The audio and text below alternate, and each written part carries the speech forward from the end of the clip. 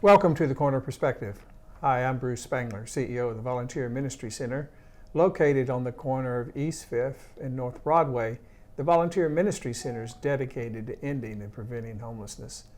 Today I am joined by one of my colleagues, Dustin Heffner. Dustin, welcome. Thank you. You are the director of our permanent supportive housing, so you have a very important but a very lively job, don't you? Indeed, indeed.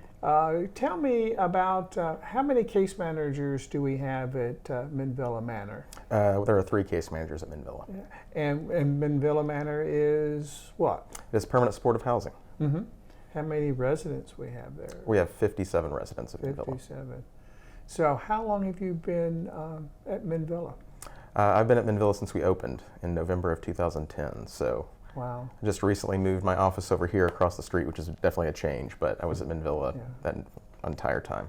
And the reason for your move here is that as Director of Permanent Supportive Housing, you also will now have the responsibility for Caswell Manor. Indeed, yes. Yeah, and we will have, 48 single men and women there as well. Yes, sir. So that's going to be a chore, won't it? Yes, I think it will, but I think it's a good thing. Well, what makes it good, Dustin? I mean, is there a resident or a story that just always kind of informs your work? I think there's many. Over the years at Minvilla, the number of people that we've had who, if you could just see the transition from when they started working with us and just moved in to, as they develop into kind of more comfortable members of the community at Minvilla, start becoming more open and working with case managers. Sometimes the change that you see is just incredible. Yes. I don't feel like I can name names, but sure. There's certainly people that we've worked with for well over a decade who still live there. Right, absolutely. And the changes that they've been able to make and the kind of security they've been able to have at Minvilla, I think, has been really special. Recently, the point-in-time count was released. It was taken on February 23rd, which kind of is a snapshot of the experience of homelessness in our community. And we were talking before the camera that it was 58% increase. But one of the things that was alarming to me is there's 63% increase in the number of folks who are unsheltered and chronically homeless. Unsheltered and chronically homeless, would that define the characteristics of folks who move into Minvilla or Caswell? Yes, that's actually the exact population that both of those apartments are looking to serve. Both of which are project-based vouchers or project-based systems. So the chronically homeless community is exactly who we're looking to serve, and that's the requirements to actually move into those buildings. Yeah. In essence, it's our most vulnerable citizens, aren't they? Absolutely, yes. Yeah. Well, with permanent supportive housing, does it work?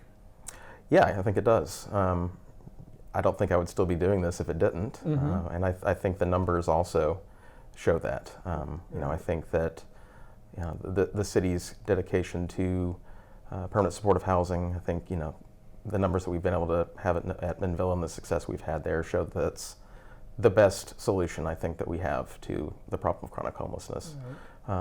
With Caswell opening, that's, I think, great news because that's 48 more units, but I think we also need more. Absolutely, we absolutely need more.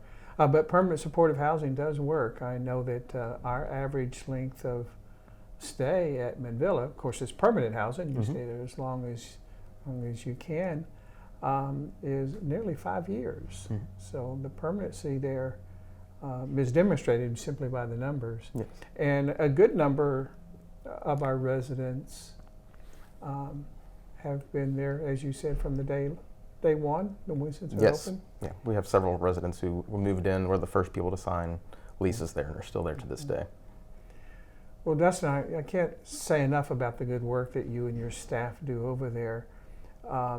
Though this is kind of sad to talk about, I know that over the life of Minvilla, we've had 20 residents to die.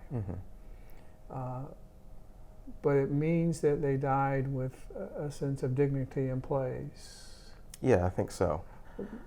What would you add to that? I think it's just been, of course, anytime we lose a resident, it's very heartbreaking and devastating, and it's definitely one of the worst parts of the job. But I think that even among our residents who have passed away, I think they've been able to live longer and fuller lives because they've been in housing. Mm-hmm. And I think we've had several instances where even though we had residents who knew they had severe health problems and were actually dying, they chose to remain at home because that had become home for them. Sure, sure. If I remember correctly, of the 20, 8 of them died during 2020, during COVID. And with COVID, we virtually had to lock down. Yeah, And we really lost a sense of community. I think so. So it really underscores that without a level of kind of social support, we all failed to function.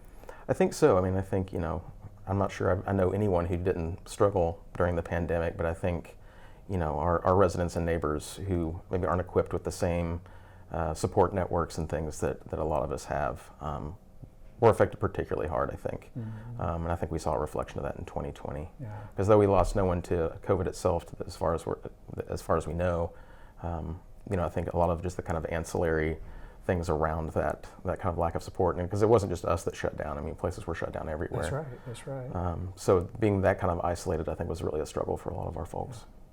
Well, given that experience of COVID and kind of coming out now, it's going to be a true celebration to have Caswell Manor come on board for our neighbors. Absolutely, absolutely. Yeah. Well, again, thank you so much for your excellent work and the work that your staff does to make it possible for our most vulnerable citizens to not only have a place to live, but have a sense of community as well. You'll do a great job in doing that. So thank you for joining with me. And thank you for joining with me on this episode of The Corner Perspective.